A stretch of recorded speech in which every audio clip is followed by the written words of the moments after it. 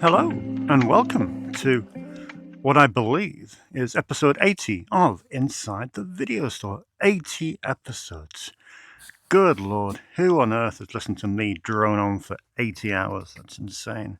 Crazy people, the lot of you. I hope you're well. I am. I've just taped another episode, a great episode of 5 Films with a lovely young man by the name of Sean.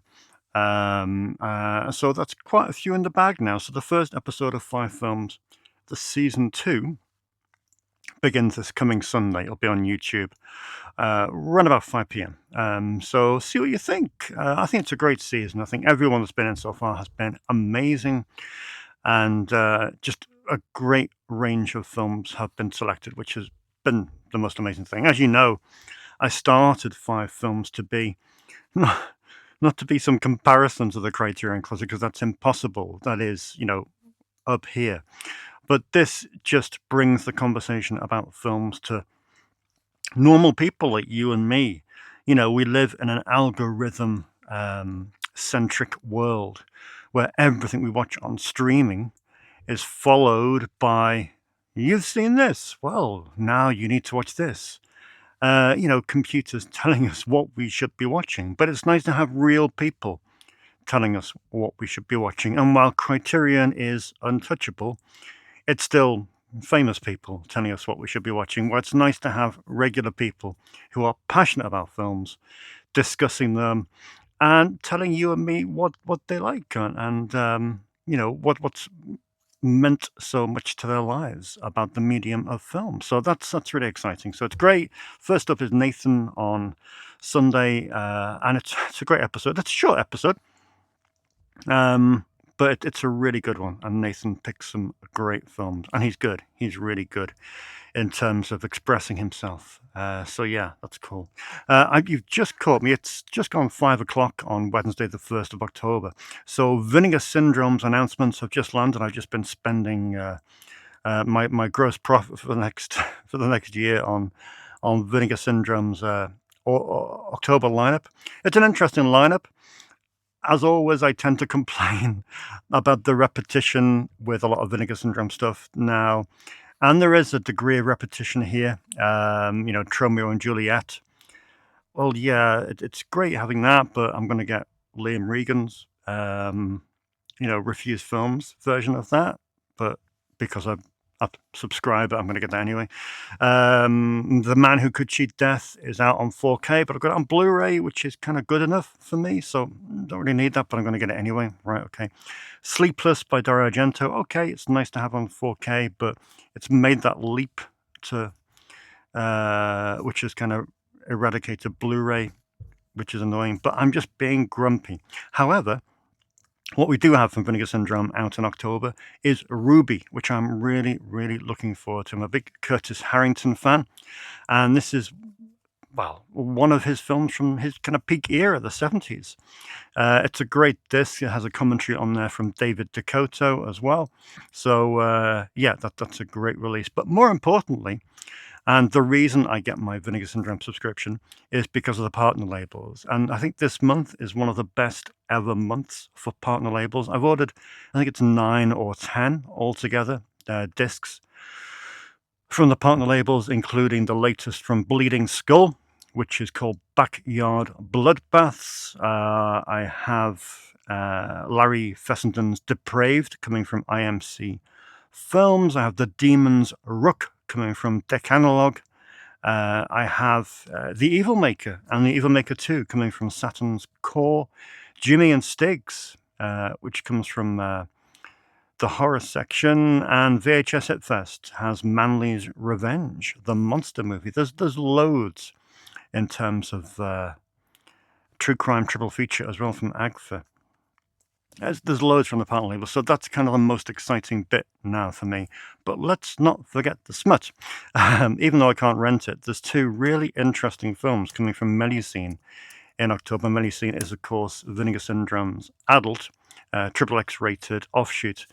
And what we have, you wouldn't believe it, we have a film called The Fireworks Woman, which is a film coming from Quality X. Now, The Fireworks Woman was actually the second feature directed by Wes Craven.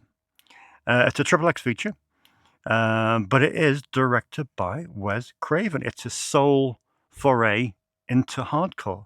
So that's going to be absolutely fascinating. Eric Edwards is in it as well, who's one of the best that ever did it.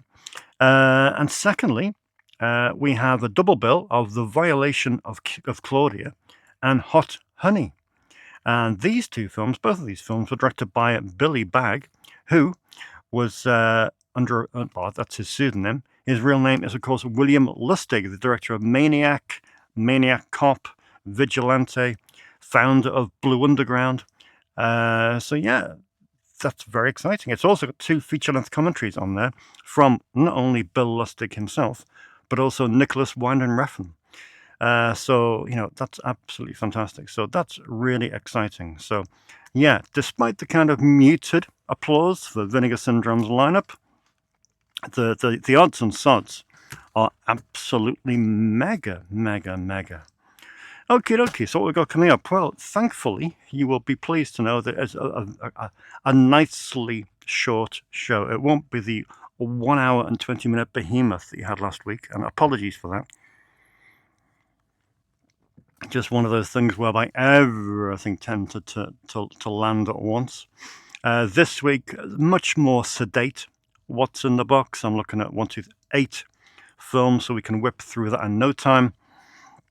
The on loan section is actually a glimpse at Sunday. Sunday just gone was nuts. I've never worked a busier Sunday for movie rental in ever. I don't think. It was just bananas from minute 1 to minute whatever.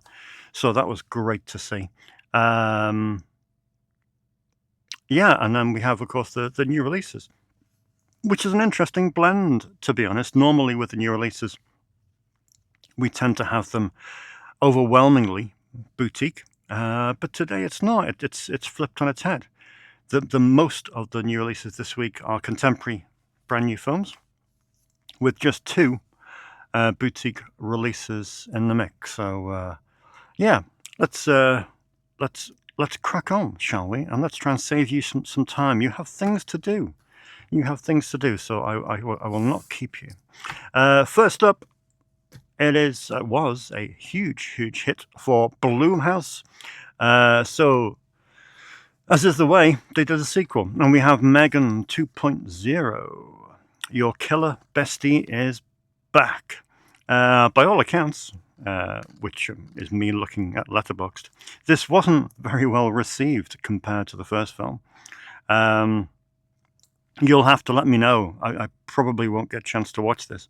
And I didn't see the first either, because I don't watch many new films, really. I should do. But yeah, this is the big film of the week. We have 2 Blu-ray, 1 DVD. I anticipate that it will do very, very well based on the name alone, the franchise alone. So, yeah, we shall see if people are up for more Megan. We shall see. How to Train Your Dragon is a perennial renter in my family-friendly section by the door there. How many movies has there been? 3.5, maybe? Something like that. Anyway, they've now gone from animation to live action. So here is DreamWorks' How to Train Your Dragon, the live action version. We have Nick Frost, Jared Butler, Peter Serafinowicz,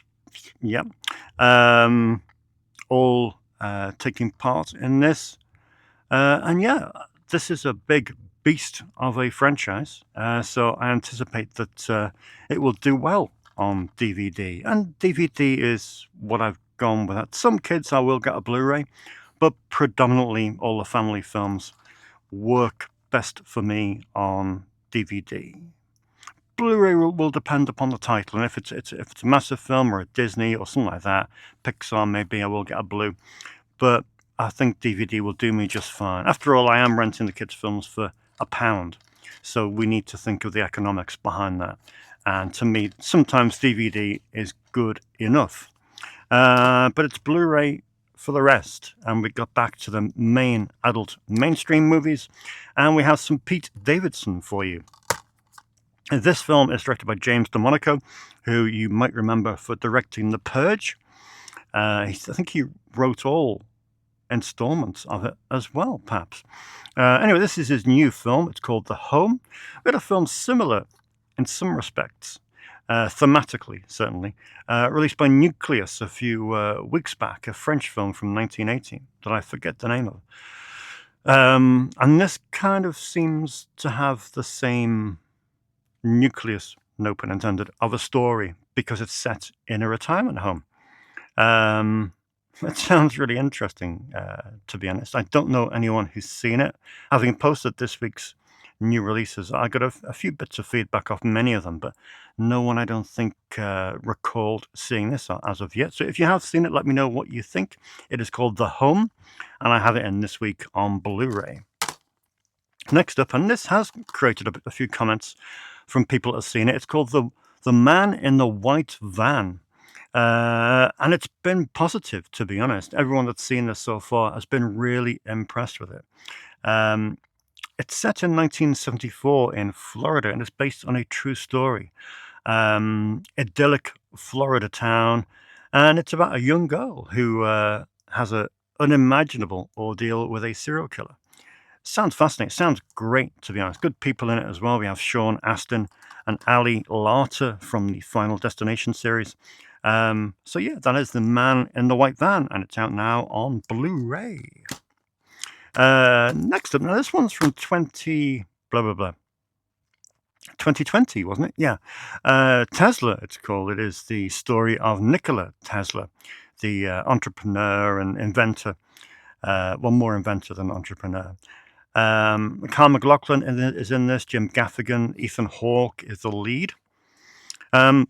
Interesting. It's taken a while, but I think Dazzler have a deal with Lionsgate, I think, to put out a lot of their films. I don't think Lionsgate do home entertainment now in the UK. So yeah, this is well, that's partially the reason it's taken so long to get over here. But has this got potential? Will people gravitate towards this? I don't know. I'm sure it'll be an interesting story, even though it has got relatively middling reviews. But I'm intrigued, and the cast, of course, will do a lot for it. So that is Tesla, out this week on Blu-ray. Only got a DVD of this, unfortunately. There was no Blu-ray to be found. It's called Row. Again, one of my followers has seen it. Good review from them. It sounds like an interesting story, to be honest. It's about a transatlantic crossing, a record breaker, potentially. Group of sailors, and they crash on the Scottish coast, but only one survives. And that survivor has no idea of what went down. So it's all about putting the pieces back into place, with her potentially being a lead suspect. So it sounds like an interesting story. It's a little bit long for me. It's just a shy of 2 hours. I do like a nice 85-minute feature. But it sounds like an interesting concept. So if you have seen Row, or you're intrigued to see that, please let me know. But yeah, that is Row, out this week, but only on DVD. On to the boutiques. I just read a comment from someone saying that they preferred the first Creepshow. I don't know whether it's because I saw the second one first, but I do like number two. I just feel as though with the 3 stories as compared to, was there 5 in the first film? You just have more room to breathe, more space, and I think they're 3 very, very strong stories. I couldn't pick a favorite from the 3. I like them all equally. Sometimes when you watch an anthology like that, you'll watch the first one, and then the second one will come up, and you're like, yeah, I'll go make a cup of tea until the third one comes on. But with this, I saw it again over the weekend, and yeah, I just absolutely love every chapter of this. It's out only on 4K UHD, courtesy of Arrow Video. Lots of great lip-smacking special features, as always. And it's in one of those lovely hardbox slipcovers, which we love dearly. And you even get a Creepshow style comic stroke booklet with that, which is pretty awesome too. That's Creepshow 2 out this week on 4K UHD. Nice. And finally, a rarity in the Snips arrival desk. A real rarity. TV series. Just felt compelled to get this, really. It comes from the BFI. It's out this week on dual format DVD and Blu-ray. It is a TV series called Object Z, or Object Z if you're American. It hasn't been broadcast since its first transmission on ITV in 1965. 6-part series, sci-fi. It's about a mysterious mass called Object Z, which hurtles through space, threatening the destruction of Earth. Society panics. Extremist political factions rise up. Sounds familiar. Yeah, it sounds pretty good to me. Trevor Bannister stars in that. You got Celia Bannerman as well.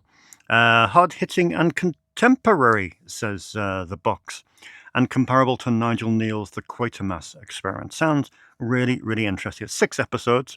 It's only just over 2 hours, so you could pretty much do it in the space of an evening. But this sounds great. This does sound great. I'm going to have a look at this once I've got through my dozen commentaries or whatever I've got to tape at the moment. But yeah, I think it's one of those releases you, as an archive of physical media, you have to get, because I think it's an important piece of work. So yeah, that is Object Z out this week. And that is this week's new releases. And I think it's a very good mix. As I said last week to you, during the crazy week, we have 3 kind of weeks to breathe and weeks to kind of swell the bank balance. This week we commence on the 29th. Next week we commence on the 5th, 4th, 5th, 6th. And then the week after, which I think the 13th. Those 3 weeks are kind of fairly sedate weeks where there's only a smattering. Before then, on 3 consecutive weeks, 13th, 20th, and 27th, we have an insane number of boutique releases coming in. It's the busiest time of the year. I think over the course of those 3 weeks, we're getting 36 boutique releases in, and box sets as well. Absolutely nuts. So you just got to kind of play it fairly cool until then. Let's have a look at the rentals and see what's been out on loan. And it's a good mix, as always, to be honest. Like I say, this is a snapshot of Sunday. Each of these has come from a different customer, and just goes to highlight what a wonderful day Sunday was, because, yeah, people were just, it's just great. People talking to each other, different customers talking to each other, recommendations, there was a vibe, there was good music, there were real eclectic mix of films being rented, and yeah, really happy with that. First of all, I have to mention this one. It's not a perennial renter by any means, but it's in my documentary section, which is notoriously hard to browse. But it is McCullen. It's the life story of Don McCullen, the celebrated war photographer, and what a man he was. Absolutely unbelievable documentary, gripping to say the least, and really good to see this going out on loan. Has some great imagery in this. In fact, Dylan rented it. His new film, I was lucky enough to see this past week. It's called Framing New Brighton. It's a brilliant documentary feature on a local town here called New Brighton, and about 3 photographers whose lives have been inspired by photographing around New Brighton. It's such a great piece of work, and it's showing at the Light Cinema in New Brighton on Thursday the 7th, possibly. But that makes sense. Thursday the 9th, Tuesday the 7th, next week. Look at Anyway, there's 2 Q&As. There's a 7 o'clock Q&A and there's a 5 o'clock Q&A, along with the feature. The 7 o'clock Q&A has sold out. Only the 5 o'clock has got some tickets spare. You can come, you can ask Dylan some questions, or you could just lurk here for a few weeks and ask Dylan your questions in person. But yeah, that's why he rented, and it was McCullen, which is a great documentary. Next up, some great, I'm repping my own Universal classics here, but it was great to see some Universal classics renting out on Sunday. Someone came in and rented, I think it was Jude, came in and rented the first Mummy film. These are people who are barely in their 20s, renting classic cinema from the 1930s. That's got to be one of the best things ever. But yeah, always good to see the Universal classics renting out. The Mummy went out on Sunday, as did Dracula's Daughter, which isn't a regular renter by any means. It did remind me, though, that Universal have recently, in the last few weeks, brought out finally this DVD collection on Blu-ray, so I will be upgrading at some point. They have released many versions of the Universal Monsters box set, but often they do tend to not release the also-rans. You know, things like House of Dracula, Son of Dracula, etc., Dracula's Daughter. It tends to be the main core. Bride of Frankenstein, Dracula, Wolfman, blah, blah, blah. They don't tend to release the lesser-known titles. Thankfully, this new collection, which is out on Blu-ray now, does collect those, so I need to upgrade this DVD set. But yeah, good to see Dracula's Daughter going out on loan anyway. Another one of my customers fancied a bit of Pedro Almodovar. Always good to see Pedro going out on loan. He's right down by my right leg. I think I've pretty much got the works of Pedro. What have we got? 4, 8, 12. I think I've got 20 of his features, probably short of 1 or 2. But yeah, Skin I Live In went out on loan, which probably doesn't rent out as much as his comedic features do. Or things like Bad Education, for example, which is one of the better renters, as is, Broken Embraces, maybe. But good to see this going out online. I saw this at the cinema, funnily enough, when it came out. I really did enjoy it. It's a bit of a departure for him because it's quite dark. Well, Bad Education is dark. But it's quite... It's on the horror periphery, shall we say. So it's an interesting piece of work. But yeah, The Skin I Live In, out on loan. Grey Gardens is out on loan, one of the great documentaries by the Maysles brothers, two impeccable documentarians who, of course, did Salesman, which I recommend frequently, and we've had on the show before. Grey Gardens, that's a crazy incident. Who came in on Sunday for Grey Gardens? James came in on Sunday for Grey Gardens. He said, "Dave, have you got Grey Gardens?" I said, "Yes, I have, James. I'll tell you where it is. And from my vantage point here, I can see it." And I said, "You know where it is?" I said, "It is right there, second shelf from the bottom in the Eureka Masters of Cinema section." And I glanced over there just to make sure I was, in the right location. There was a gap on the shelf. A gap on the shelf. Do you know why? Because another customer who was in at the time, Dominic, had picked up the very same film. Now, what are the chances of that? What are the chances in a store with 19,200 films that someone, a customer, is carrying around the film that another completely unrelated customer comes in for? That is wild. Absolutely wild. I couldn't believe it. I'm still having sleepless nights because of that.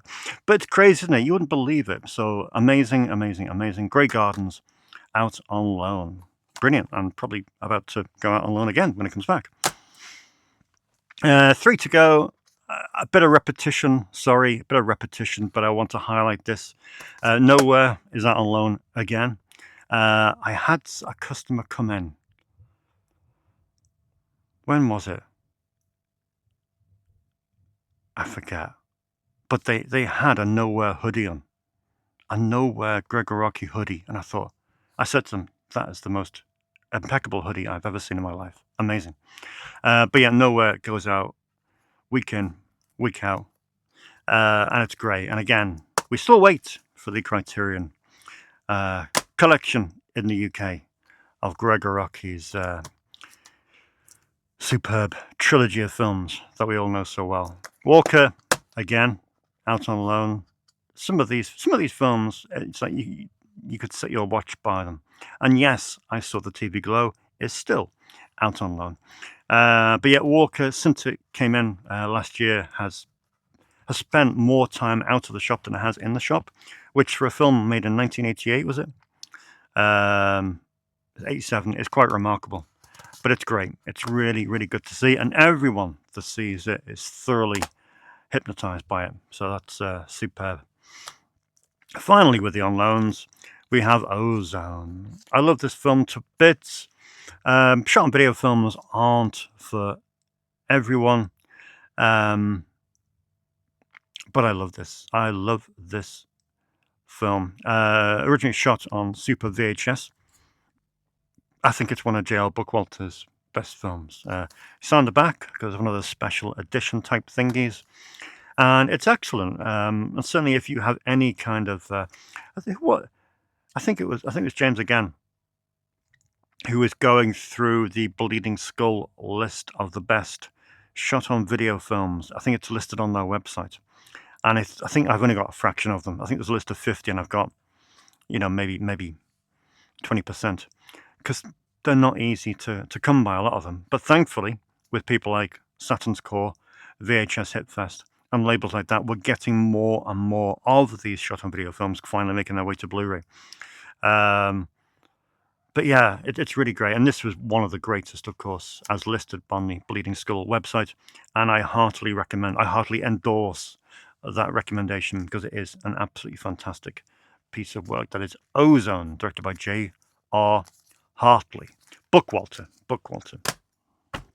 Okay, that's the films on loan.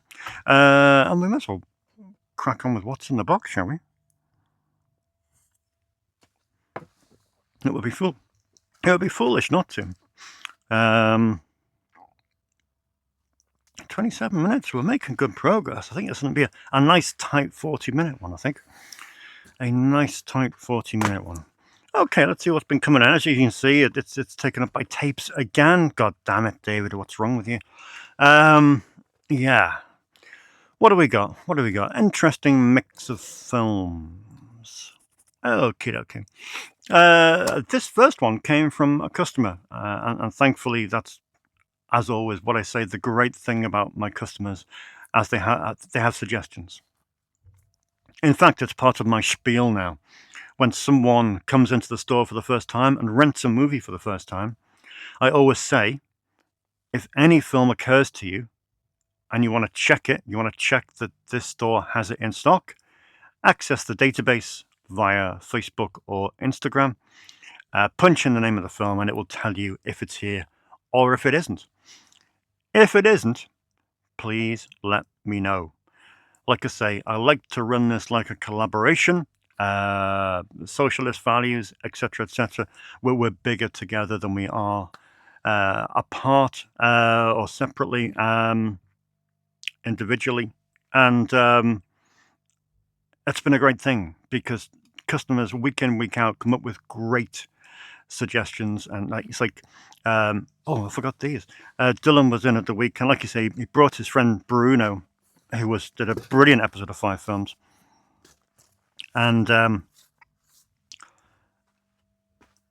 Bruno came in, I did a great episode, and Dylan said, I've got some more donations for you. I'm like, you can't keep sending me these donations, so that's crazy. So no, check your database, and I think these would be good films. So he brought in I'm Curious, great addition to the archive. He brought in Takashi Miike's Visitor Q, which I can't believe I didn't have. I got a luxurious Takashi Miike section there, but didn't have Visitor Q, so that's a great addition. Ulrich Seidel's Paradise Trilogy. Amazing. Did not have that. This was really released on Soda. I've gone, long gone. So I can imagine that this is fairly hard to find these days. So great to have that. And also he brought in 6 Moral Tales by Eric Romer, which is just brilliant. I've got an Eric Romer box set, but good to have more. So an amazing donation. But that's what people do. That's what people are like. A couple of days before that, Kieran was in.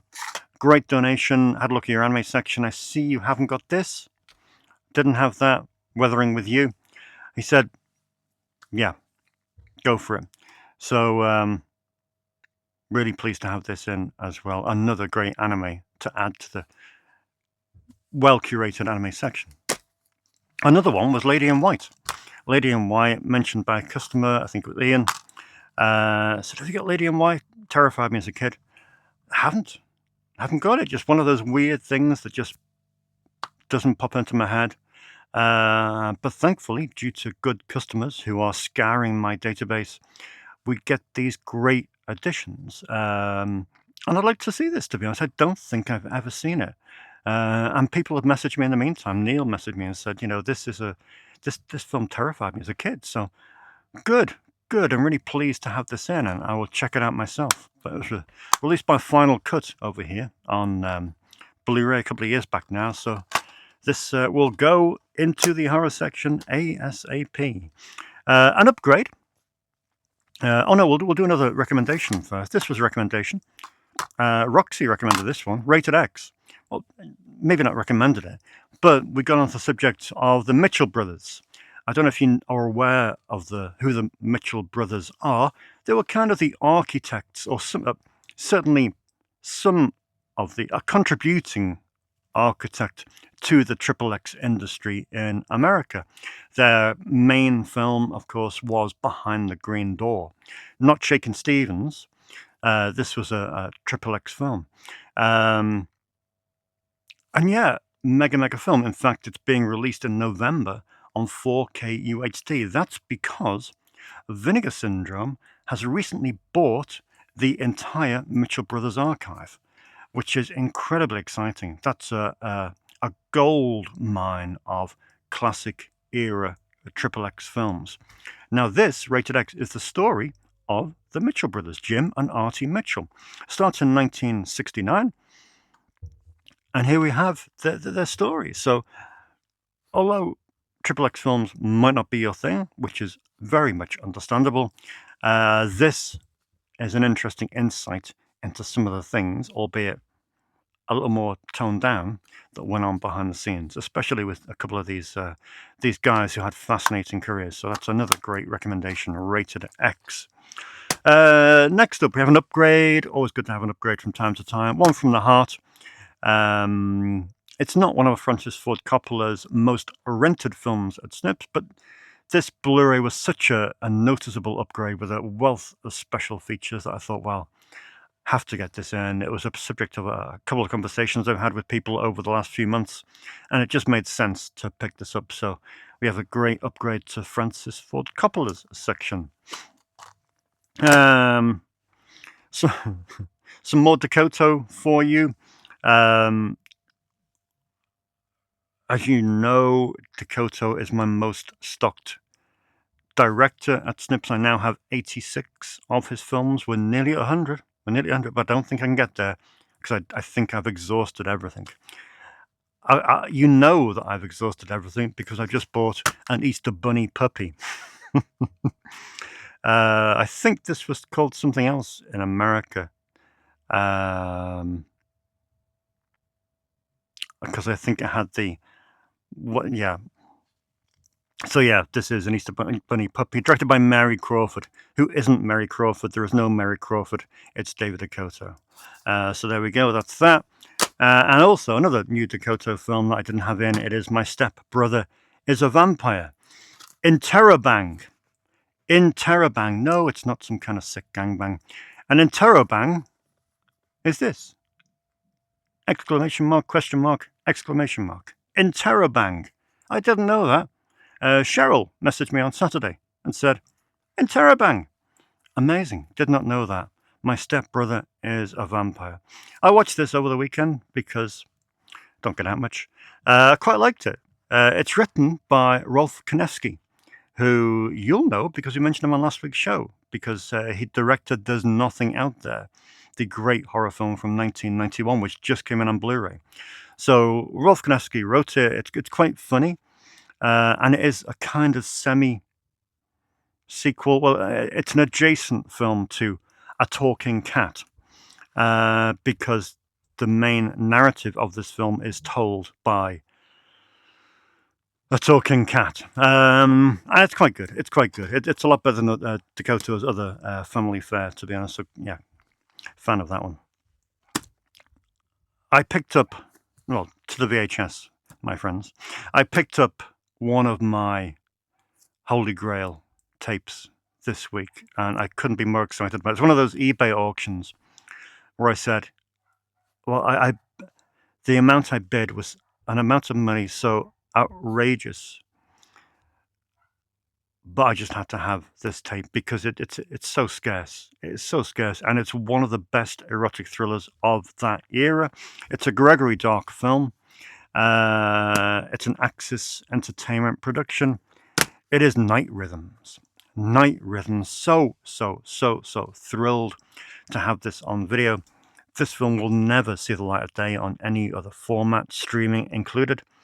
And it is just one of the best. My weakness, my kryptonite with erotic thrillers is those about late night DJs. I just love that environment. You look at Body Chemistry 2, for example. And I love that aspect. There's another one. There was one with a female late night DJ called Voices of Seduction that I really thought was cool as well. But Night Rhythms is amazing. It stars Martin Hewitt in the lead role with Sam Jones, aka Flash Gordon, Tracy Tweed, and everyone's favourite David Carradine, not in a wardrobe. And it's great. It's great. Night Rhythms, fantastic. Same seller was getting rid of this as well, which I've never heard of, funnily enough. It's called Bikini Island, an early erotic thriller from 1992, but it sounds quite low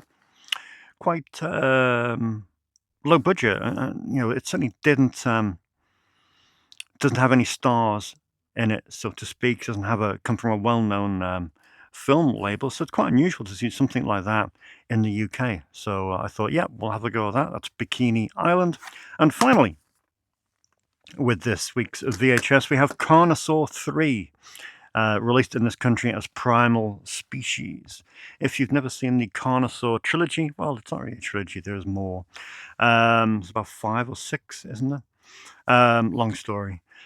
Primal Species is great. The whole Carnosaur, the core trilogy is amazing. I love them to bits. Matty Budrewicz probably loves them more than I do.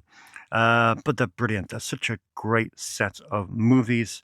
I've never seen Jurassic Park, any Jurassic Park, but I have seen Carnosaur 1, 2, and 3 multiple times because, yeah, priorities. Everyone's seen Jurassic Park. No one's seen Primal Species, or very few anyway.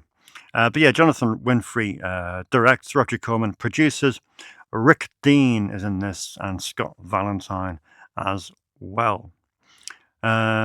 Great. Primal Species. Love that artwork. Excellent. Okay, we're pretty much done. We just got time for some comments. So I shall go and grab this. Yeah, that's a better piece of work, isn't it? Better piece of work. We don't want 80-minute episodes, for God's sake. People have lives.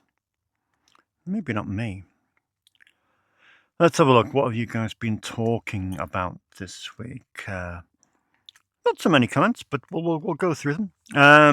CJ says, I love the continuity of the last movie that knocked you back that I mentioned previously. I found it fascinating, CJ. CJ asked the question about the last movie that really did take your breath away, change your life. And it's interesting to learn about films that did that to people. CJ says they've also checked out a few YouTube pieces on Roy Andersson's work, and it looks fascinating. So yeah, absolutely. I do recommend Roy Andersson, certainly with that Blu-ray box set that I got in. Hopefully more Roy Andersson films will be rented. Roxy's been in touch to say, for those interested, she rented 4 more Danny Dyer films this week.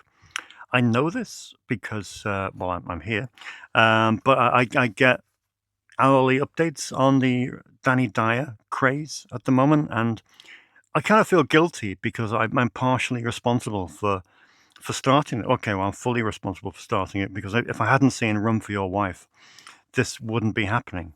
And Roxy and her poor partner Paddy wouldn't have to suffer through this ordeal. I think after this week, they will have seen 7 Danny Dyer films in the space of a fortnight. It's interesting, though. It's interesting. She's sending me excerpts of Danny Dyer's book written by Jonathan Southcott. And it's interesting to know the context of each movie and why he took it, why it didn't perform, and things like that. And it does make you kind of feel quite sorry for him and the decisions that were kind of forced upon him.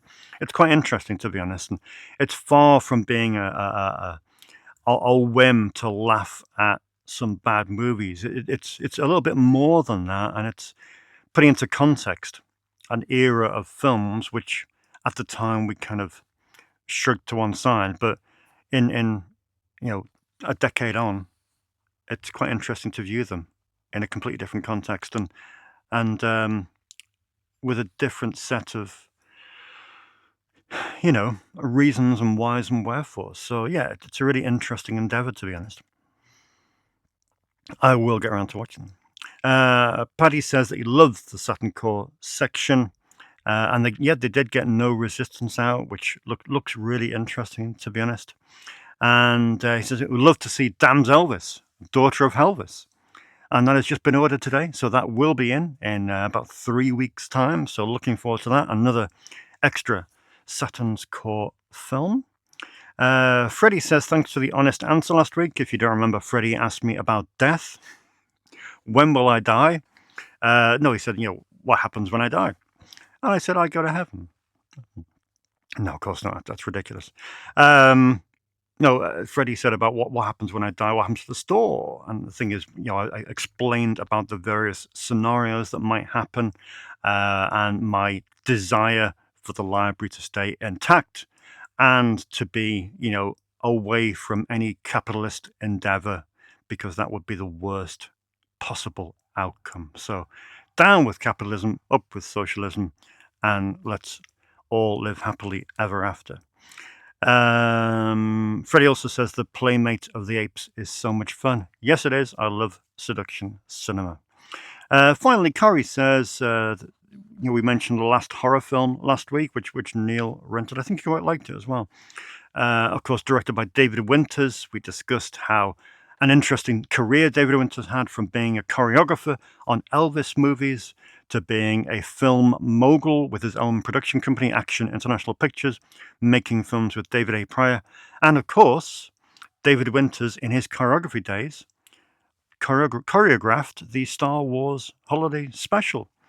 I don't know what that is. I don't know much about Star Wars at all, but I'm sure it was an interesting thing that people regard highly and as an epic piece of television. Okie dokie. That is pretty much it. I don't want to witter on for too long, because we have had some very, very inflated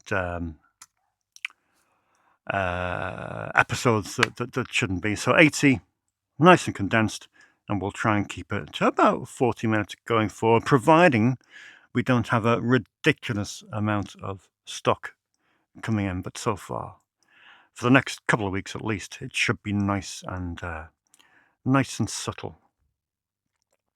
Anyway, that's enough from me. Please keep your comments coming in. Great to hear from you, as always.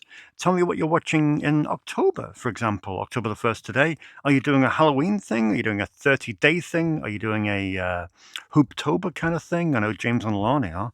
I'm interested to know what is orchestrating your Halloween viewing. Keep me informed of that. Should we have a Halloween episode maybe? I don't know. Personally, I'm not watching any horror films. I'm prepping commentaries all month and all through November as well. So I will be watching minimal amounts of what comes in, unfortunately. But it's a couple of great commentaries of stuff, that will be very, very well received on Blu-ray when it comes out. So, I can't complain in any capacity. But yeah, fill me in, keep me up to date, keep me abreast of all your shenanigans, and I will see you in 7 days' time.